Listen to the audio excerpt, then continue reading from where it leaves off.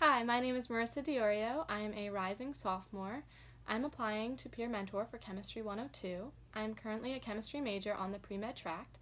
And a fun fact about me is I am from 700 miles up north in the smallest state in the United States, known as Rhode Island.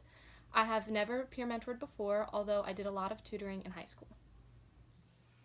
So the problem I'm choosing to explain today is from my second semester Chemistry 102 exam, and it's from exam number 2, it's number 5, part 1, which is consider the titration of 50 milliliters of 0.30 molar HF with 0.15 molar NaOH.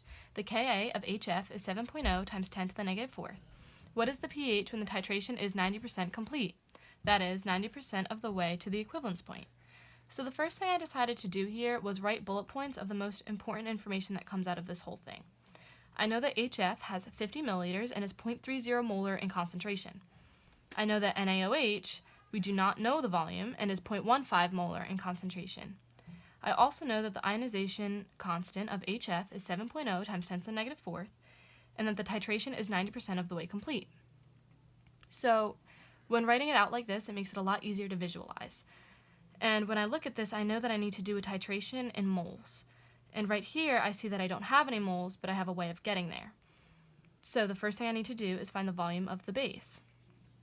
In order to do that, I use the equation Ma times Va equals Mb times Vb, where this is molarity of acid times volume of acid equals molarity of base times volume of base.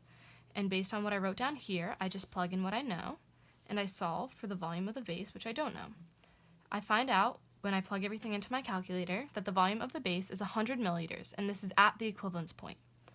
But we know that we aren't at the equivalence point. We're actually 90% of the way there. So what I do is 100 milliliters times 0.90 equals 90 milliliters at this point in time.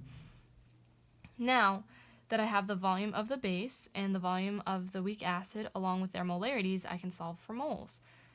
The way I do that is I use this equation, which is molarity equals moles over volume in liters. Now I first solve for HF, where I have 0.30 molarity equals X because we're looking for moles, and I convert 50 milliliters into 0.050 liters, where I find X equals 0.015 moles of HF. Then I do the exact same thing for the base, where I find 0.15 molar equals X again, because we're solving for the moles, over 0.090 liters, because we just found that we have 90 milliliters of the base, and we convert that again to liters, where we get X equals 0.0135 moles of OH. Now that I know the moles, I can write out the chemical formula and I can solve for the pH. So the first thing I do is I write out the formula, but I leave out the spectator ions because I find it's easier to visualize that way. And I know that NaOH is a strong base, so it's going to dissociate completely, which means the sodium is going to be a spectator ion. So instead, I write HF plus OH minus, and here I can visualize what the end products are going to be. I see that this H in the weak acid is going to break off and combine with the OH to make H2O and a lone fluorine ion. So now I make my ice table where my initial of the HF is what I just found here, 0.015 moles. The initial of the OH minus is what I found here, which is 0.0135 moles. And my initial here is 0 because we haven't made anything yet. So when these combine, I know that since this is a strong base, it's going to dissociate completely and get completely absorbed by the HF, which means it's going to go all the way down to 0 and cancel out. Now, like I said, the HF is going to absorb all of the OH in order to make these end products over here. So you have 0.015 moles subtracting 0.0135 moles that comes from the OH, and you end up with 0.0015 moles.